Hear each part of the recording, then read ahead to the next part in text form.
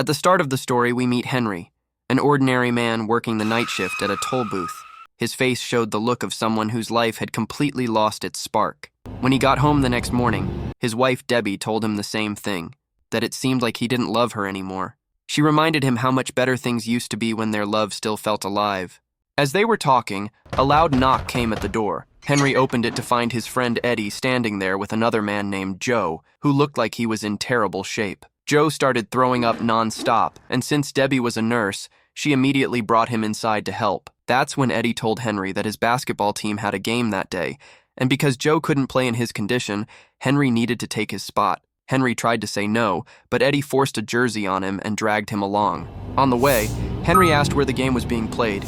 Eddie told him it was only about 15 minutes away, but soon after, Eddie had Henry pull over, saying he and his buddies were just grabbing some food. Hang tight, be right back. Keep the engine running, okay? As Eddie and the two other men walked away, they pulled masks over their faces.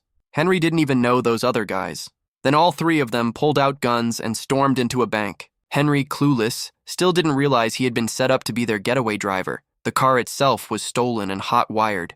Minutes later, the three men ran out of the bank, scattering in different directions. A security guard spotted Henry, noticed his shirt matched what the robbers were wearing, and immediately assumed he was one of them. Henry was arrested on the spot. The police pushed him hard to give up the names of his partners. But Henry only knew Eddie, and he was too innocent and too loyal to even mention Eddie's name. He thought, no matter what he did, he's still my friend. Because of that silence, Henry was sentenced to 3 years in prison for attempted bank robbery. On his first day inside, Henry met Max, an inmate who spoke to him kindly. The next morning at breakfast, Max told Henry that every man in prison once had dreams, but something tragic had crushed those dreams and landed them there. What is yours anyway? My what? Your dream? I'm not sure I ever had one. About a dream? I mean, what kind of life's that? A pretty good one. I don't mean any offense, Henry, but you're in jail. 6 months went by. One day, Debbie came to visit Henry in prison. She said she had something important to confess. She had fallen in love with someone else. But Henry, with his forgiving heart... I fell in love. Oh. I mean, it just happened. It's all right. You're not mad? No. I want you to be happy. Meanwhile, Max had fully accepted prison as his home. The other inmates once asked him about his parole hearing. "What did you tell the parole officer last time when he asked what you'd do if you got out?" one prisoner asked. Max replied, "I told him I'd break into his house, kill his dog, burn it down, and cut out the tongue of every living thing inside." When's your review coming up? Next month. You don't like it around here? Everyone knows Henry's innocent. The board doesn't like it when you deny the crime. I didn't do the crime. Hey, but you got the time. I don't like that. That's kind of funny, no, Henry? If you did the time, you might as well have done the crime. I mean, it's cute. You're cute too, kid. Get up. You're finished. Get out of here. Soon, Henry was released. The first thing he did was go to Debbie's house. But when the door opened, it was Joe standing there. Henry was stunned. Debbie was pregnant with Joe's child. In that moment, Henry realized just how much his life had changed. Debbie handed Henry his belongings and asked what he planned to do next. He didn't answer. Then Joe stepped in, offered Henry a business deal, and thanked him for never mentioning his name in court. But Henry simply said, "I don't even know your name," and quietly walked away. Later, Henry found himself standing in front of the very same bank where everything had first begun. Suddenly, a car struck him, knocking him down. Behind the wheel was a woman named Julie. You idiot! You weren't even looking where you were going. Are you okay? Yeah. A bank guard hurried over and told her to call an ambulance, but Henry refused. Instead, the guards helped him up and walked him to a nearby cafe, where Julie followed. Hello, guy. Do you want to see someone? You look familiar.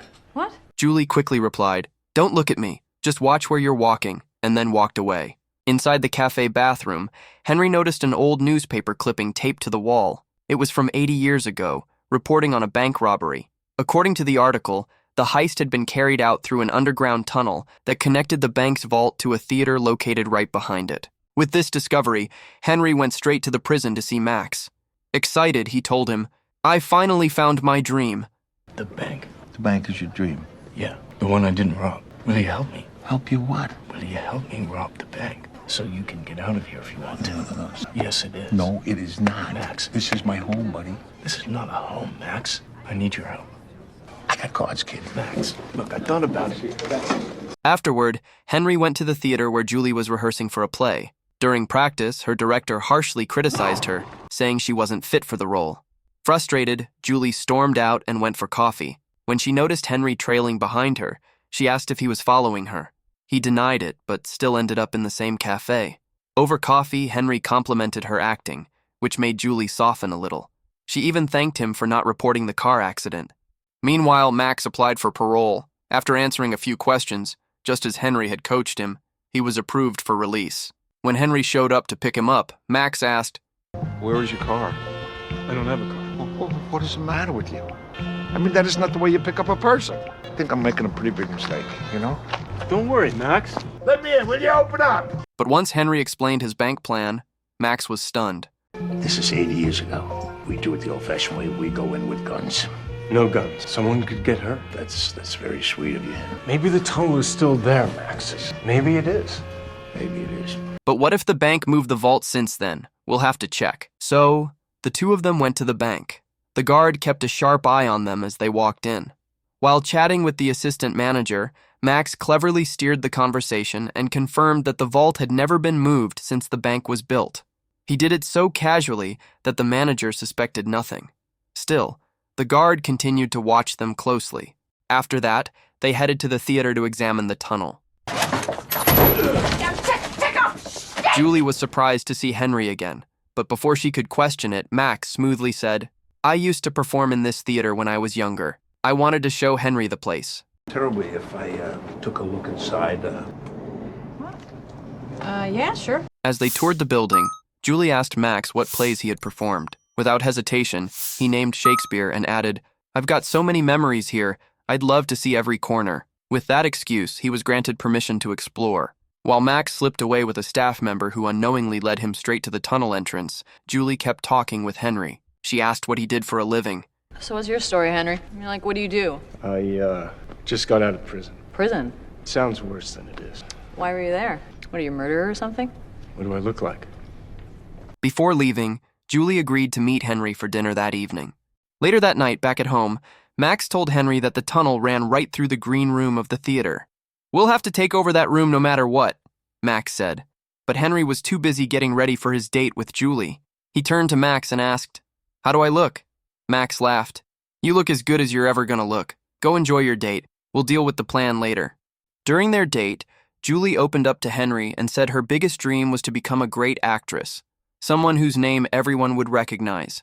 That same evening, Henry decided to tell her the truth about how he had ended up in prison and how now his dream was to rob a bank. Julie was shocked at first, but by then, she had already started enjoying Henry's company. Later that night, they went home together, and their bond grew even stronger. The next morning, Henry brought Julie with him to see Max. I figured it out. The dirt from the tunnel goes on the roof. Company. Sorry about the, It's all right, she knows. She does. I didn't know the dirt from the tunnel goes on the roof. But as soon as he got the chance, Max pulled Henry aside and angrily asked why on earth he had revealed the entire plan to her. Later, while they were eating, Julie asked Max what had landed him in prison. Max answered bluntly, Murder. Plenty of them. Henry and Julie came up with an idea. Why not hold auditions there? That way, they could spend more time inside the building without raising suspicion. A little later, Max suggested a different plan. Why don't we get rid of the actor who uses the green room and give the part to Henry? That way we can dig all we want, and nobody will ever notice. I can't be Lopocket. I'm not an actor. She said you were a natural. So? So, a natural is a natural. No, it doesn't. Yes, it does. You're gonna be Lepocket. This is the way. You're gonna be great. I swear to you. Not long after, the actor conveniently left the production, claiming he had landed a big movie. In reality, Max had tricked him out of the part. When Julie found out, she was furious. Wait, what the f***? He's not even an actor! Exactly. Okay. Confidence, man. Henry auditioned for the play anyway, and to everyone's surprise, he got the part. That gave them full access to the theater and the green room, making their job a lot easier.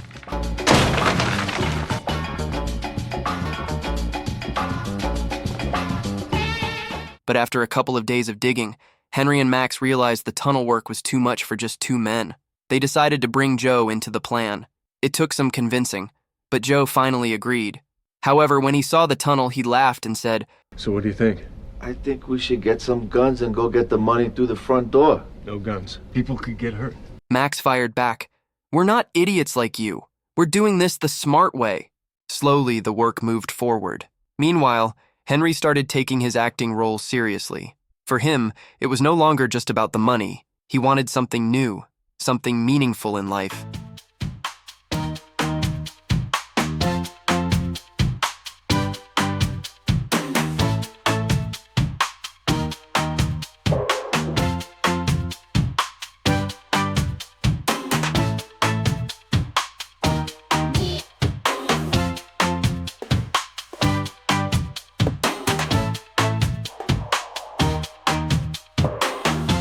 One night, while heading home after rehearsal, Henry was stopped by the same bank guard who had arrested him years ago. First I see you guys in the bank, then I see you guys in the alley next to the bank. Now I see you coming out of a theater behind the bank. Henry calmly told him to get in the car. He drove to a quiet spot and asked, So what's on your mind, Frank? The guard explained, "Once a month, a truck collects deposits from our partner banks. I'd say on average, 8 to 12 million held in our vault if we're short. Only a bunch of fools rob that bank any other time. I could give you a date. I could help you with the alarms. I could be your guy on the inside." The next day at rehearsal, Julie struggled with a crying scene. The director stopped her and said, "You've never really loved anyone, have you? You've never had your heart broken. That's your problem. Without that kind of pain, you'll never become a great actress." Later, during a break, Julie locked herself in the bathroom and began crying for real. Henry found her and gently asked if she was okay. I hate him. I am a damn good actress. But I have to love someone to be a great actress is horseshit. Henry comforted her, saying softly, "You love me. You just don't realize it yet. And I believe you're going to be a great actress." They kissed, sealing their new closeness. That night, while Henry and Max were working on the robbery plans, there was a knock at the door. When Henry opened it, Joe was standing there, with Eddie right beside him. Eddie grinned and said, "Joe told me everything. I'm in now. This is my plan too." Max glared at him. "And who the hell is this clown?" I'm your new partner. Who's this guy? Joe over here told me that you guys need someone to help get you into that vault. And I don't dig. Somebody tell me who the hell is this guy? I'm in or you're out. He's a drunk. He makes mistakes. You please get the hell out of that chair. But Eddie mocked him again, calling him old man. Max. Until Henry stepped in and managed to separate the two before things went too far. The next day, Max and Henry went to the theater and found out that the show would be closing in just a few days. Both of them were frustrated. Henry sighed and said, "I don't think we'll be able to pull off the bank job now."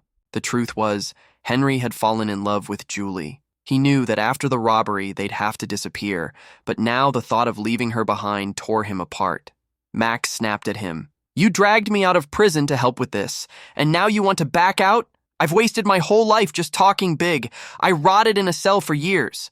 Now that I'm out, I'm not missing my chance. I'm going to do this job." That night, Henry met Julie and told her, "We'll have to hit the bank on opening night. After that, I'll be gone, headed for California. You've always wanted Hollywood. Meet me there, okay?" Julie's face hardened. Furious, she said, "If you were planning to run, then why make me believe in love? You only used me to get into the theater. I won't meet you anywhere. It's my fault I fell in love with a thief." What? Henry, you're a bank robber. Henry, you're a bank robber. I mean, that's exactly what you wanted, right? That's right. Henry, don't touch me! Don't touch me! You know what? You know what? I mean, we both knew this would never work out, right? I didn't. I did. Go rob your bank. Go!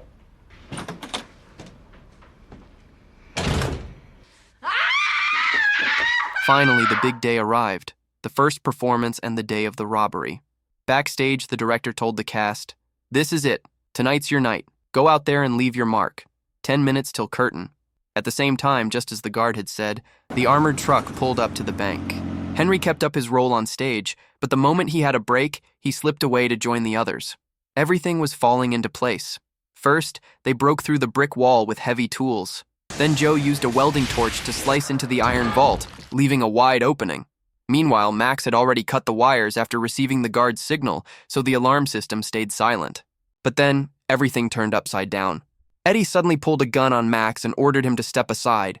He barked at Joe to start loading the money into the car. Stay out of it. What are you doing, Eddie? Welcome to the party, Brando. Oh, come on, Eddie. We're here. We're done. Come on. Shut up, Joe. Torn, move. Move.